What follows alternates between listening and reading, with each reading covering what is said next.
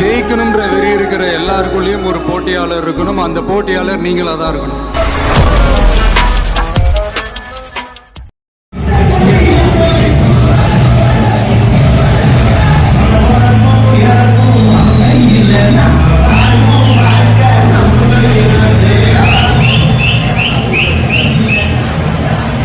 வணக்கம் நண்பா. நடிகர் விஜய் அரசியல் கட்சி தொடங்கிட்டாரு.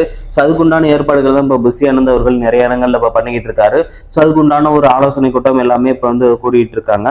ஸோ அது மாதிரி இப்போ பார்த்தீங்கன்னா தமிழக வெற்றி கழகம் சிறப்பு ஆலோசனை கூட்டம் நெல்லை மற்றும் தென்காசி மாவட்டங்களில் பார்த்தீங்கன்னா நேற்று வந்து கூடியிருக்காங்க.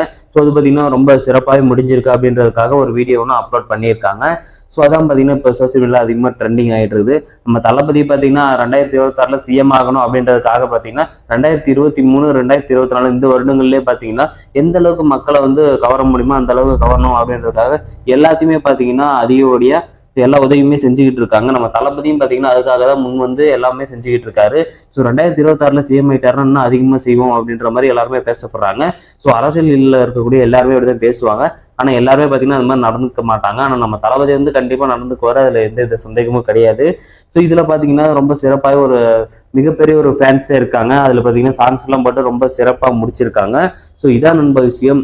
ஸோ நீங்கள் 2026 நம்ம தளபதி ஓட்டு போடுவீங்களா இல்லை வேற யாருக்கு ஓட்டு போடுவீங்களா, உங்களுக்கு யாரை பிடிக்கும் அப்படின்றத கமெண்ட் பாக்ஸில் சொல்லுங்க.